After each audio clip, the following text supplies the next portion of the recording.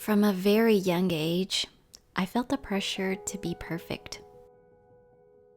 I was chasing perfection ever since I can remember.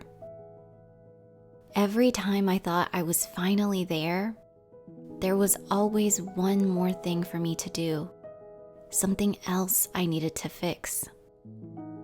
I was conditioned to think this way.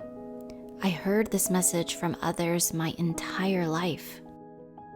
And the voices of others became one, my very own. And it told me, you are not enough, over and over again. I thought my body had to look a certain way. Growing up in a Mexican household where making comments about your body is normal was both challenging and confusing because many times they were said in an affectionate way. In Spanish, you can add the letters ita or ito at the end of an adjective, and all of a sudden, it doesn't sound so offensive. Vanesita está más llenita, ¿verdad? Tu cara está más redondita. Como que ya se te ve una pancita. So if I gained a little bit of weight, I was immediately reminded of it, and I'd work on losing the extra pounds. But I couldn't lose too much weight because then I was too skinny. I remember one person told me, "What happened to you? You used to have such a curvy figure, but now look at you. You look like a stick." And it's kind of hard not to take these comments to heart. So I'd go back and forth, gaining weight and losing weight, depending on what comments were made about my body.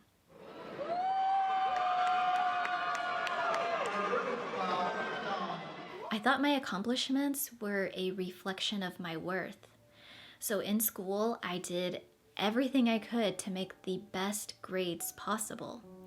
I graduated in the top 10% of my class in high school and magna cum laude in college, and I remember people would always tell me that I was smart, very intelligent, and although these were well-intentioned comments, I didn't like hearing them. I remember feeling like a fraud because, in my opinion, my intelligence didn't come naturally.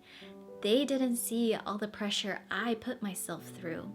I would spend hours studying, buried in books, stressed beyond words, trying to make sure I learned everything so I could live up to this expectation.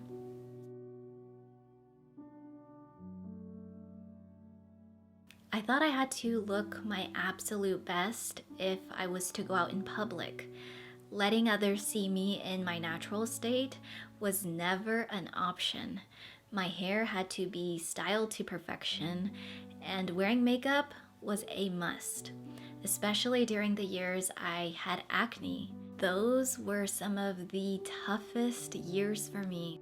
And I have shared my acne story here on my channel, so I won't go into all those details, but now I can see why I suffered so much. I saw acne as an imperfection, so no matter how hard I tried, as long as my face had acne, I would never be good enough. Let's kick off this series talking about no longer putting everybody else before ourselves. I thought I had to earn other people's love and approval. I believed my worth was in how much I could help others. This led me down a path of people-pleasing, codependent relationships, and being there for everyone but myself. When someone needed me, I would do whatever it took for me to be there for them, even if that meant neglecting myself. I thought having straight teeth was a requirement for a beautiful smile. Growing up, I was not ashamed of my teeth. I would actually smile really big in pictures. I never tried to hide them. Until one day, someone told me, "You're very beautiful, but you really need to fix your teeth." I immediately felt insecure about my smile, and I remember looking at my teeth in the mirror that same day and asking my boyfriend, "Do you think my teeth are crooked?" Every time I remember this, I feel a lot of love and compassion for myself because my teeth were clearly not straight. And it's not that I never saw that, I did. But the thing is, I never saw it as a reason to not feel beautiful. At least not until this comment planted the seed of doubt. So me asking that question was kind of like asking, am I still beautiful? Even if my teeth are crooked. And I have to say, I'm very blessed to have such a sweet and loving boyfriend. And I remember he told me, "You know, I don't pay attention to those things," because he's always reminded me that my beauty is within. But in this instance, that person's comment was much louder than his loving words. So within a couple of weeks, I had an appointment to get braces. A couple of years later, my teeth were now straight, but the very same day that I got my braces off, I was told, "Wow, your teeth look great. Now all you have to do is heal your acne scars." I remember feeling completely defeated and thinking, when does it end? When will I reach this finish line? When will I ever be good enough?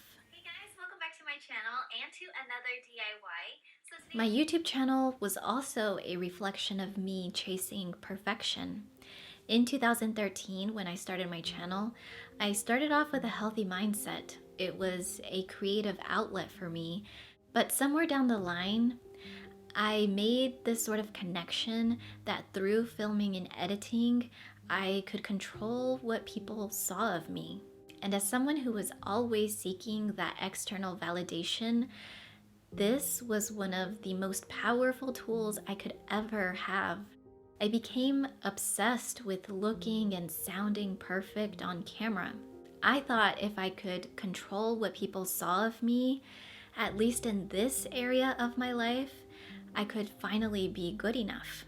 But putting so much pressure on myself every time I created a video led to such an intense amount of stress that I developed a voice disorder as a result of it. I do plan on sharing that story in another video, but this experience forced me to see the reality of my situation. Having a voice disorder pushed me to begin healing this limiting belief that I was not enough.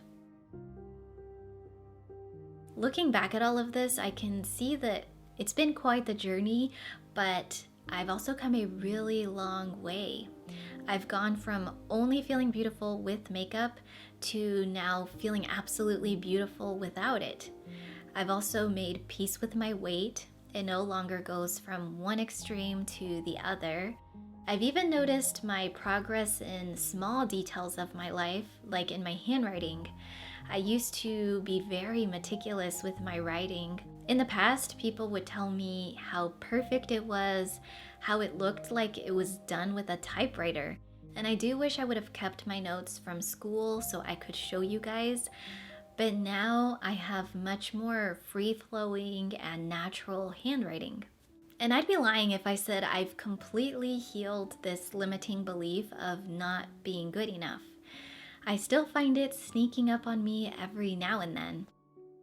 Recently, I was starting to feel a lot of pressure to read as many books as I could and take all these courses, and I was confused because I love learning, but this was starting to feel like a never-ending to-do list.